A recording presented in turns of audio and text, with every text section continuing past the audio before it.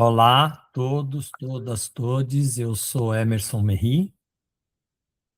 Eu estou fazendo essa gravação para conversar com vocês sobre tecnologias, mas fundamentalmente para poder fazer uma reflexão sobre as tecnologias de cuidado no campo da saúde. Hoje o tema das tecnologias é muito dominante, né? A palavra significante tecnologia, ela está na boca do universo. Mas, na verdade, nós, em todos os nossos mundos dos trabalhos, em distintas épocas, sempre estivemos diante da questão da tecnologia. Tecnologia, na verdade, é para falar sobre um certo pacote de saber fazer alguma coisa.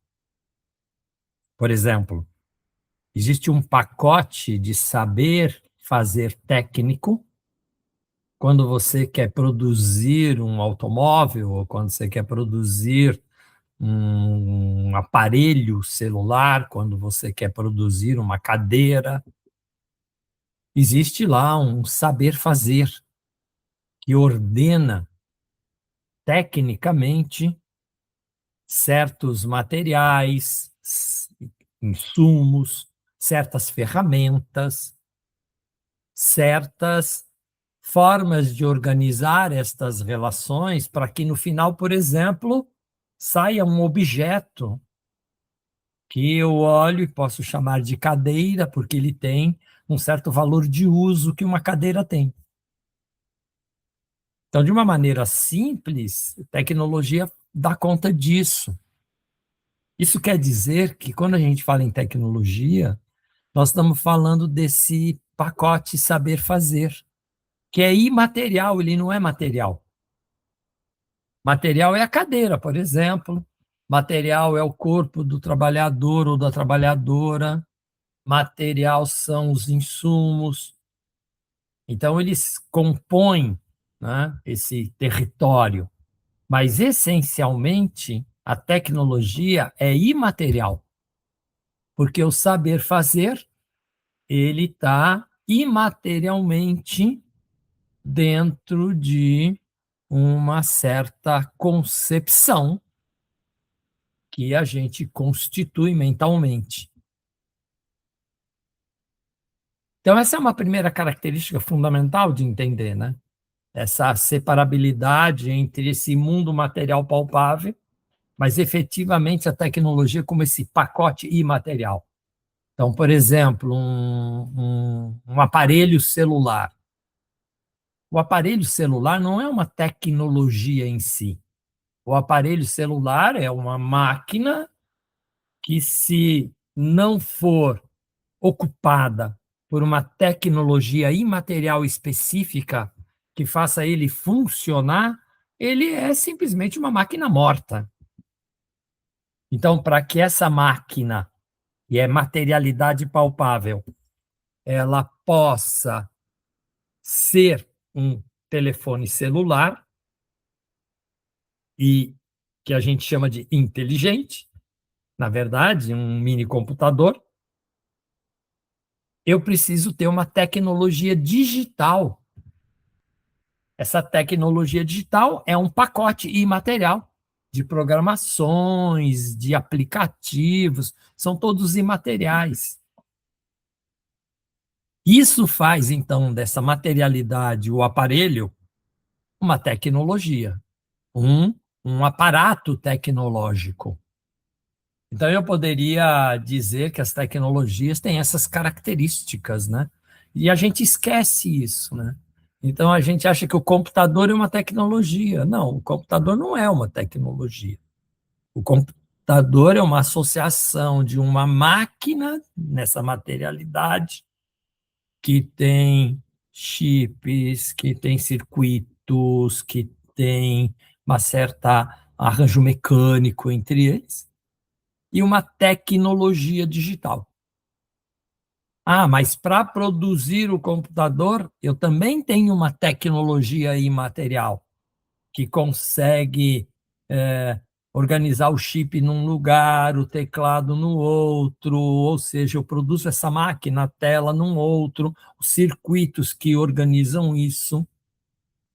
Só que se eu não colocar a tecnologia digital aí dentro, como o pacote tecnológico, a máquina não vira o computador, que é o que a gente usa, que é o que eu estou usando aqui agora, né?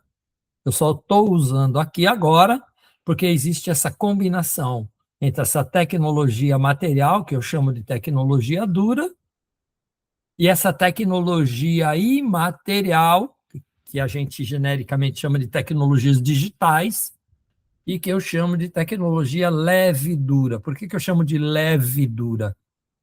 Porque ela é organizada, então ela é dura, ela também é estruturada, mas ela é leve porque ela não é palpável, ela está nas mentes, por exemplo, não é? São as mentes que produzem as programações. Quando um programa entra dentro de um computador, ele já é uma transformação de leve e dura em dura.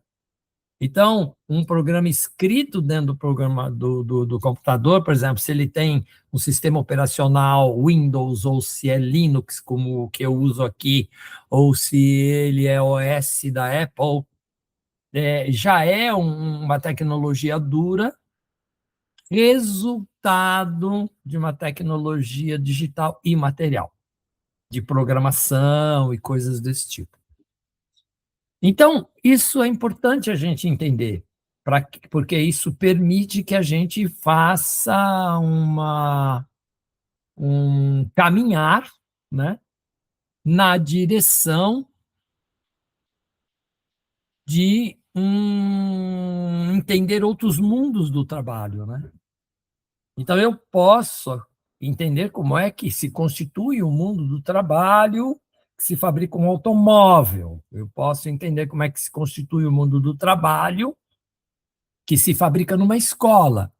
Eu posso entender como é que é o mundo do trabalho, que se fabrica numa rede de serviços de saúde. Eu diria que esses mundos do trabalho, eles se diferenciam muito pela natureza do produto ao qual ele está vinculado, pelas intencionalidades que aí existem e pelo campo de materialidade que aí está formado. Olha a diferença, muito rápida. Quando eu estou no mundo do trabalho da educação dentro de uma escola, ou quando eu estou no mundo do trabalho da produção da saúde dentro de uma rede de serviço de saúde, ou num equipamento qualquer, um centro de saúde, um estabelecimento qualquer, não equipamento, estabelecimento, um centro de saúde, um hospital, um CAPES, um consultório na rua, uma equipe de saúde da família. Olha que quando eu vou olhar a materialidade desse território, essa materialidade é diferente da materialidade, por exemplo, de um carro, de um telefone celular, na relação do trabalhador com a produção tecnológica. Por quê? Porque na educação e na saúde, uma outra vida faz parte da materialidade. Então, o trabalhador da educação se relaciona com alguém vivo. Por exemplo, um aluno, uma aluna, um alune. Alguém da saúde se relaciona com alguém vivo, não é? Um cidadão, uma cidadã de qualquer território de existência.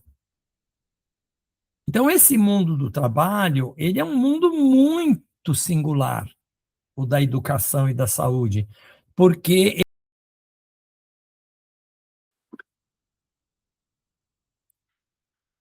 então, como eu ia dizendo, né, ele é necessário, né, a presença material das vidas, né, do qual o processo educacional promete um agir formativo. Assim como no campo da saúde é necessário essa outra vida, sobre a qual o campo da saúde promete a produção da saúde, não é? E aí a coisa fica um pouco mais complexa, porque esse mundo do trabalho é um mundo do trabalho mais exigente em termos de quem são os trabalhadores. Quais são os princípios que esses trabalhadores utilizam para valorar esta outra vida? Não basta só aquela tecnologia imaterial de saber ensinar ou de saber cuidar, porque o saber ensinar, o saber cuidar, depende da concepção que o mundo do trabalho tem sobre quem é esta vida e qual é a potência dela. Então, por exemplo, saber ensinar. Se eu acho que essa outra vida é uma vida vazia, que ela só vai ser preenchida de saberes se um professor, uma professora, botar na cabeça deste alguém conhecimento, eu vou utilizar de um certo conjunto tecnológico de fazer a atividade formativa. Mas se eu considerar que essa outra vida já tem um monte de experiências, tem lá suas concepções, já tem seus saberes e seus conhecimentos, o meu pacote tecnológico vai ter que ser um pouco distinto. Eu já não vou querer só botar conhecimento na cabeça desta outra pessoa.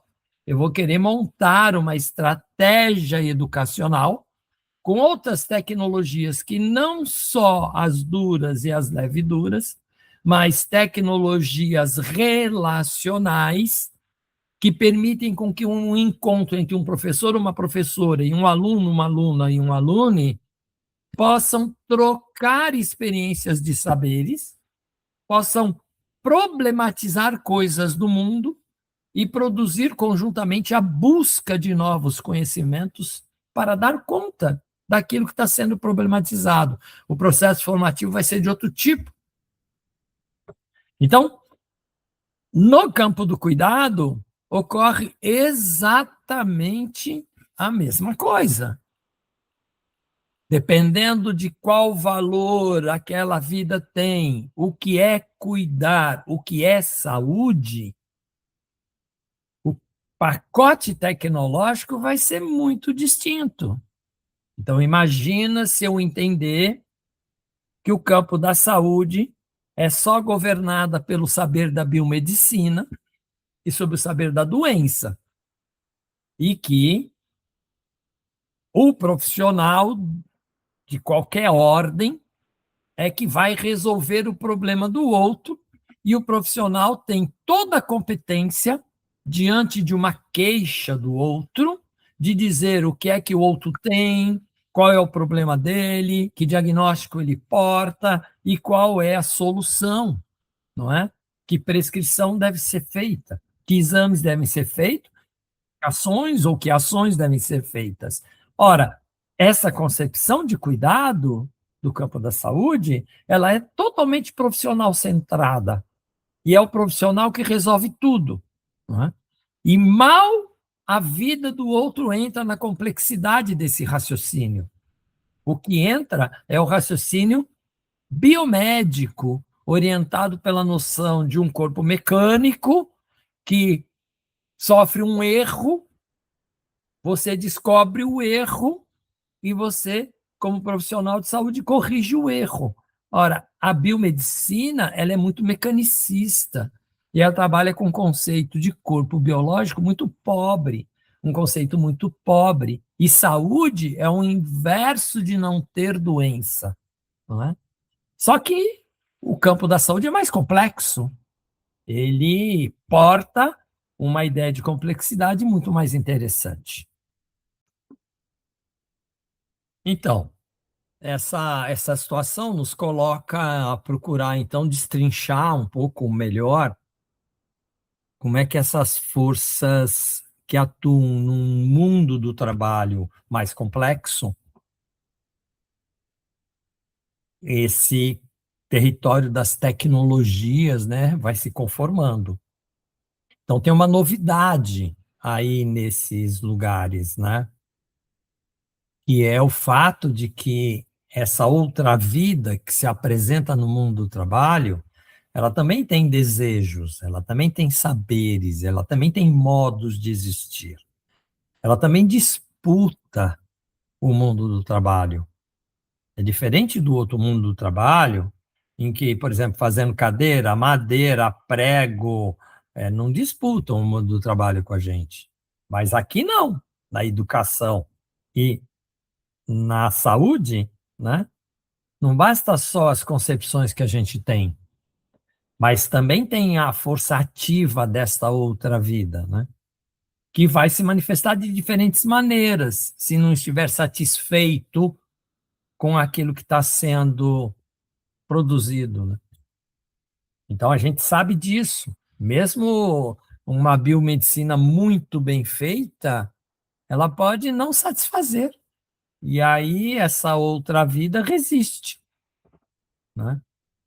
Ela não faz o exame, que todos os exames que foram pedidos, ou não toma todas as medicações que foram oferecidas, né?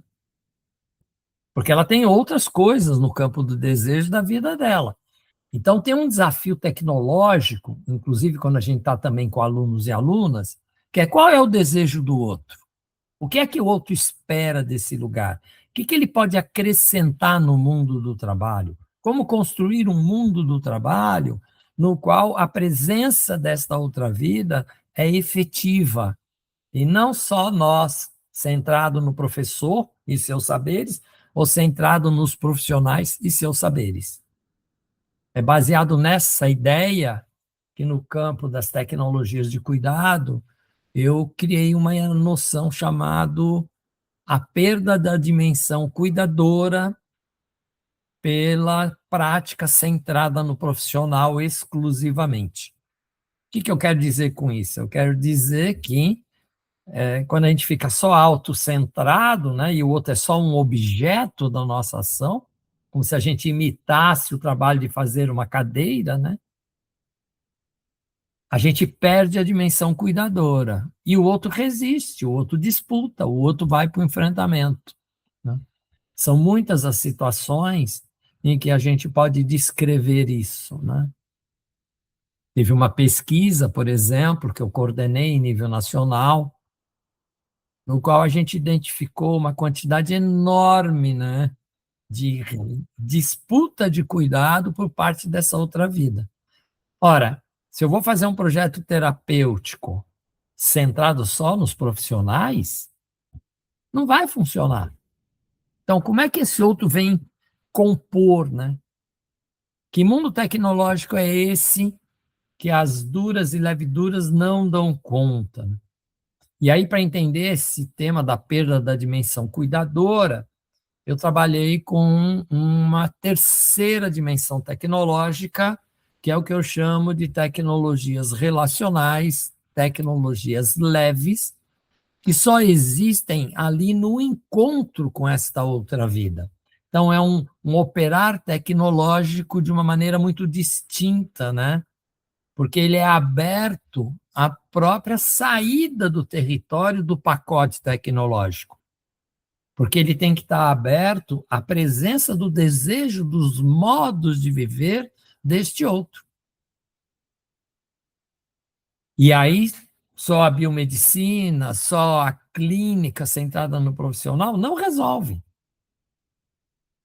Então, eu preciso conseguir construir um mundo do trabalho compartilhado, um mundo do trabalho e aprender com esse mundo do trabalho. Por isso que eu digo que nesse mundo do trabalho, a gente está diante de uma escola permanente e aberta, em acontecimento, aonde os ruídos do que não funciona pode ser dispositivo pedagógico para a aprendizagem da gente.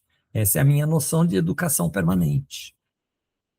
Então, essa conversa cria exatamente esse desafio, né? É possível que a gente, profissional, que chega muito forte, com muito saber, chega neste encontro com esta outra vida e a gente enfraqueça esse saber exagerado que a gente tem? Agora cabe uma conversa um pouco mais complexa sobre essa relação que se institui, né, entre os trabalhadores de saúde enquanto profissionais e essas outras vidas que se dirigem a esse território onde eles estão, dentro das suas expectativas do trabalho que ali é realizado em termos do cuidado, né, em termos da saúde.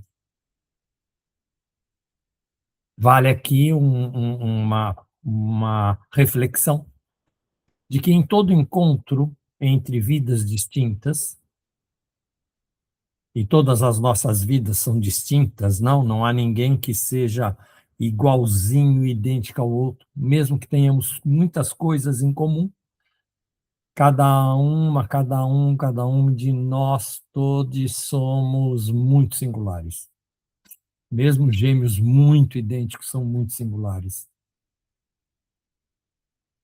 E aí vale entender que quando há esse encontro dessas vidas, não precisa ser de trabalhador e usuário do trabalho, né, na educação ou na saúde, mas quando há qualquer encontro entre duas vidas, há sempre uma relação que é uma relação aonde há um exercício de poderes, né. Esses exercícios de poderes, eles podem ser, sinérgicos, então essas vidas se encontram e há uma troca, uma cooperação entre as distintas forças que cada um carrega e que põe na relação. Forças tipo saberes distintos, os desejos distintos, os modos de fazeres distintos à própria vida. E pode colocar isso numa cena de cooperação nessas relações de poder. Mas, na sociedade predominante atual que a gente vive há séculos, desde a era clássica, lá pelos anos 1400, 1500, evidentemente esse encontro ele não é neste nível, né? Mesmo em outras eras, mas há épocas que não, que são de cooperação. Mas, evidentemente, no Ocidente não é de cooperação. Evidentemente, no Ocidente é uma tentativa de alguém exercer um poder sobre o outro, ou seja, essas vidas se encontram e elas disputam relações de poder, em que um quer conduzir a conduta do outro. Um quer governar o modo do outro pensar, o modo do outro desejar, o modo do outro sentir, o modo do outro produzir a sua vida. Isso são séculos dessa construção.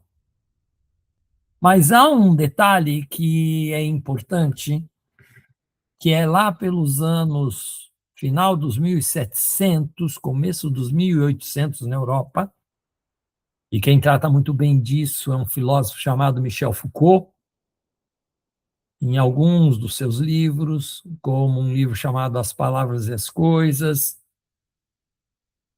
o outro, Nascimento da Clínica, um outro, Vigiar e Punir. Nesse período do 1700, 1900, tem início algo muito interessante, que é a profissionalização do saber fazer nestas relações. É quando Foucault vai identificando que alguns territórios de saber fazer na relação entre estas vidas, em conduzir a conduta do outro, vai se organizando algumas profissões estratégicas. E dentre elas, as profissões que estão no campo da medicina são as mais estratégicas, mais até do que no campo da educação, apesar que o campo da educação também é muito fundamental. Mas eu diria que a sutileza do modo de construir esse conduzir a conduta através das profissões que se desdobram da organização da medicina do século XIX, principalmente a partir do começo dos anos 1800, elas são muito mais sutis. A educação, evidentemente, é muito disciplinária. Ela impõe, né, uma regra de conduta e pune de uma maneira muito direta, quase que como um cárcere, quase que como uma cadeia. E o professor, que é aquela profissão que ilumina o ser não iluminado, né? Aluno quer dizer o sem luz, né? Então, o professor que vai iluminar aquele sem luz, ele tem também o poder da punição. No campo da saúde, a coisa é mais sutil, né? A gente vê com Foucault que o começo dos 1800 vai consolidando um novo território de saber-poder sobre o corpo e seus problemas. É isso que vai organizar a biomedicina. Vai surgindo uma nova medicina. Aquilo que era a medicina das espécies vai virando a medicina do corpo biológico. E ela vai organizando um novo território profissional. Ou seja, não é qualquer um que pode manejar isso, mas é um profissional específico.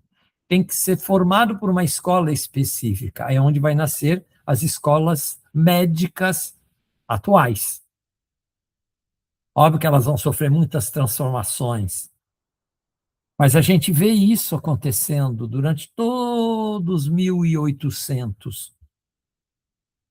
Os médicos vão se tornando uma profissão muito chave, o domínio que eles vão tendo sobre o corpo biológico e o seu adoecimento, e o saber poder que eles vão construindo sobre isso, nos seus fazeres clínicos, prescritivos, terapêuticos, exatamente a maior potência possível que a gente pode compreender desse conduzir a conduta, conduzir a vida do outro. Muitas profissões vão se desdobrar a partir daí. Dentro da própria medicina, muitas especialidades vão nascer. Por exemplo, a psiquiatria, nesse começo dos 1800, não era entendida como uma profissão médica, mas no final dos 1800, ela é nitidamente uma profissão médica. E é uma psiquiatria do corpo biológico, desse corpo de uma subjetividade objeto. Então, essa profissionalização, ela vai ser uma estratégia de governar a vida do outro, a conduta do outro. E ela dialoga com aquilo que foi colocado sobre: é possível enfraquecer essa relação? É possível ferir esse poder incrível de conduzir a conduta do outro, que a biomedicina e as profissões que ela gera detêm, e que tem a ver com todos trabalhadores e trabalhadoras de saúde até hoje? É possível deixar vazar esse território? Como diz um professor do Instituto de Saúde Coletiva da UFRJ, o professor Paulo Eduardo Xavier Mendonça, que no seu doutorado defendeu a tese um cuidado sem soberania. E neste processo de defesa da sua tese, o Paulo Eduardo vai enfrentar essas questões. É possível enfraquecer esse território, que não é só da biomedicina, da profissão do médico, mas é também da saúde pública, do sanitarismo, né? Assim como a França nitidamente produz esse saber médico de conduzir a conduta, por exemplo, a Alemanha e a Inglaterra conduzem, além disso, a formação de uma profissão, né, que é o do sanitarista, né, que também vai conduzir a conduta, mas não agora de corpos individuais, mas de coletivos, né, sob normativas em relação ao modo de viver dentro da cidade, a distribuição dos territórios da cidade para as diferentes vidas, o que fazer com a água, com o lixo e assim por diante. E vão conduzindo o modo de produzir de vida do outro. Quem se rebela é punido. Mas, como regra, não tem muita rebelião no caso da biomedicina, porque ela também gera alguma resposta. Ela não consegue resolver todas as questões que ela diz que resolve, mas ela consegue aliviar algumas delas. E isso vai dando uma certa efetividade para ela. Só que lá no fundo, o que ela quer mesmo é conduzir a vida do outro. E esta vida do outro é seu objeto. Essa vida do outro não é uma vida equivalente, no qual o encontro é de cooperação. É isso que o Paulo vai procurar na sua tese de doutorado, que está lá no repositório da pós-graduação de clínica médica da UFRJ, que se chama-se O Cuidado Sem Soberania. Ora, ele vai refletir sobre isso, dialogando com parte daquilo que a gente construiu no debate sobre tecnologias de cuidado também. Quando a gente afirma que o território das tecnologias leves trabalham com tecnologias imateriais que operam exatamente nesse encontro, aonde o exercício do poder pode ser muito forte ou ele pode ser cooperativo. Por exemplo, uma prática de acolhimento. Uma prática de acolhimento, ela pode ser uma recepção, ela pode ser uma normativa, ela pode ser uma condução daquela vida para certos percursos. Ou uma prática de acolhimento pode ser um encontro potente entre duas vidas distintas, campos de saberes distintos, e pode ser um encontro de cooperação. Então, o acolhimento ele pode ser uma atividade de conduzir tecnologicamente a vida de alguém, e aí ele deixa de ser uma tecnologia leve, ele passa a ser uma tecnologia leve e dura, ou um acolhimento pode ser um encontro e explorar a potência do encontro, tomando a vida do outro como o eixo do encontro e abrindo esse muito poder fazer que nós, detentores da biomedicina, temos para a presença dos desejos do outro, das expectativas do outro, das narrativas do sofrimento, dos modos como ele conduz a sua vida, e um diálogo possível entre os nossos saberes e estes saberes do outro e da outra, que são fundamentais para o modo como ele caminha o viver dele. E aí muda, a biomedicina se abre, deixa de ser biomedicina nesse sentido, porque o corpo do outro já não é mais objeto, já não é corpo biológico. O corpo do outro é um modo de existir, é um modo de viver, é um modo de entender o seu viver. Assim como nós. Não é? Nós também somos usuários quando a gente está com problema. E a gente não abandona os modos de desejar o que é a forma como a gente vive. Todos somos assim, todas somos assim. Então, aqui tem uma questão muito chave para essa conversa nossa. Seria o território das tecnologias leves, ali no encontro, uma dimensão do encontro que pode nos abrir para fragilizar o excesso de poder que a gente tem para conduzir a conduta do outro? Essa é a grande questão, né, que a gente tem que trabalhar enquanto somos profissionais de saúde. Podemos fazer de um acolhimento, podemos fazer de uma produção de vínculo um encontro de cooperação de vidas. Afinal de contas, o que conta mesmo não é a remissão de um sintoma, mas é a produção de mais vida nas vidas vividas. E isso só se faz em cooperação. Isso não se faz conduzindo a conduta do outro. Repara, a gente pode viver circunstâncias sociais em que a biomedicina é tão poderosa que ela consegue fazer, por exemplo, um grupo de mulheres viver muito mais na sua esperança de vida. O Japão é um exemplo, o Canadá é um exemplo, em que as mulheres morrem normalmente com 8, 9 anos, além dos mesmos grupos de homens. Só que esses 8, 9 anos não são obrigatoriamente de boas qualidades no viver. Então, a biomedicina pode aumentar a esperança de vida, mas não melhorar a produção de mais vida na vida vivida. Essa produção de mais vida na vida vivida, para nós, profissionais de saúde em geral, é um desafio, porque nem sempre a gente que acha que tem o saber para isso, de fato temos.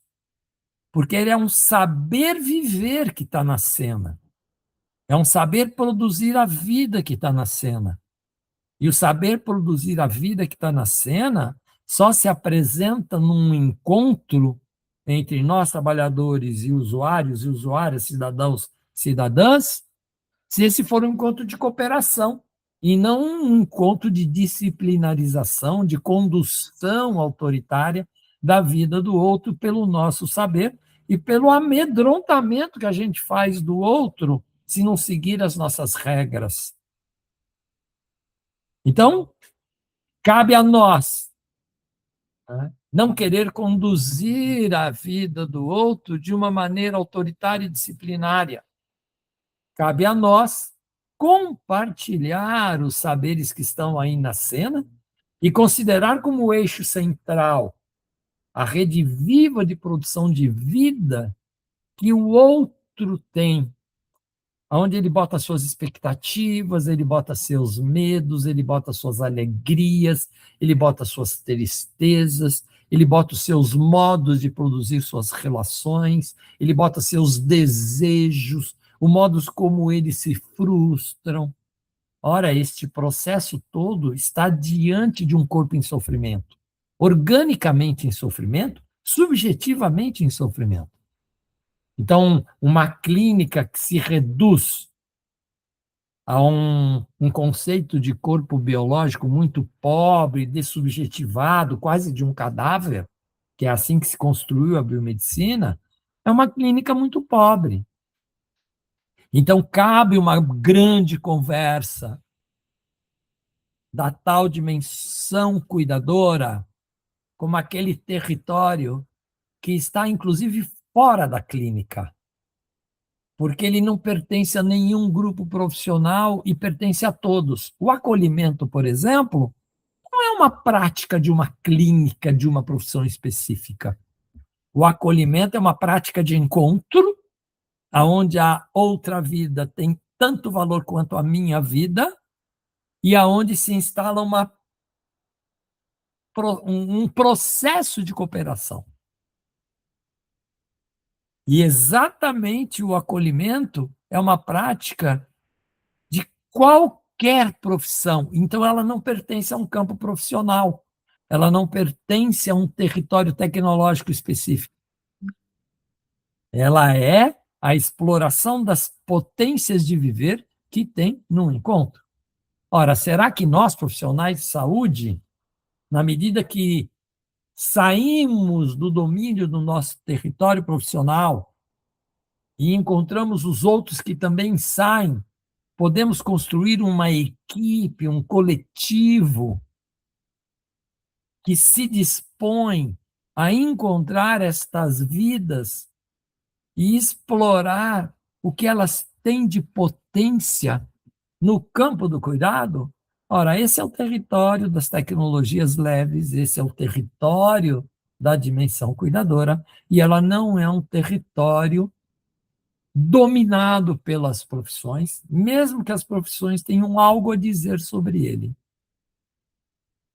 Então, este processo, né, dialoga exatamente como é possível enfraquecer neste encontro aquela força das tecnologias materiais e leveduras na sua intenção de conduzir a conduta do modo de viver do outro e abrir-se para uma produção comum de desejos de mais construção de vida na vida vivida, como um saber coletivo da equipe de saúde e um saber coletivo que ocupa o território aonde a gente realiza, no fundo, o exercício das nossas práticas de saber fazer. E que não é um território qualquer, mas é um território aonde as vidas são produzidas. É um território aonde o outro caminha o seu viver. Por isso que a prática de cuidado, ela não pode ser feita dentro de um consultório. Só. Ela não pode ser feita só dentro de um serviço de saúde. Ela tem que encontrar uma porosidade entre os lugares onde as vidas se produzem e esses lugares que registram um certo território de saber fazer. É exatamente nesse processo cooperativo que é possível a gente construir uma outra experiência das práticas de cuidado. Porque é na experiência do viver que a gente vai construindo modos de sofrer, modos de ser feliz, modos de tristeza, modos de ser alegre. E é exatamente neste lugar que é possível o cuidado no nosso encontro com estas vidas poder operar de maneira mais efetiva. Aí sim vale a pena viver mais 9 anos, porque não serão 9 anos enclausurados, 9 anos dentro de clínicas, serão 9 anos dentro de uma comunidade que se cuida e no qual nós somos elementos de cooperação, nós somos elementos de facilitação, mas não somos elementos de domínio. Então, engravidar as tecnologias é exatamente poder reconhecer este lugar de um território entre as profissões e não de encontro de profissões, cada uma no domínio só, exclusivamente do seu saber. Conseguir encontrar essa estratégia dialógica, para o qual Paulo Freire nos oferece muita coisa, é um elemento de muita sabedoria e um desafio hoje, diante do fracasso tremendo que a biomedicina tem tido em qualificar o modo dos viveres. Repara agora com essa magia, não é, da injeção que emagrece. Como que as pessoas estão usando isso de uma maneira insana, inclusive estimulada por profissionais de saúde, e não estão ganhando qualidade de vida, não é? Está se fazendo uso estético disso, não é? Está se fazendo um modo de conduzir a conduta de si totalmente enclausurada, solitária, individual. O sofrimento só vai aumentar. Então, algo que poderia estar num benefício incrível da qualificação dos modos de viver vira um fetiche. Então, a canetinha é um fetiche, do mesmo jeito que o celular é um fetiche, que o computador é um fetiche. Não se conseguiu entender mesmo o que é essa canetinha. Como é que as tecnologias leves podem governar a canetinha, que é uma tecnologia dura e leve dura. e podem governar para um bem viver. E o bem viver não é pessoal, o bem viver é coletivo. Assim como os saberes da biomedicina não é isolado em cada trabalhador e trabalhadora. É um bem coletivo que tem que ser colocado a serviço disso. Ora, esse é o grande desafio do engravidamento das tecnologias, né?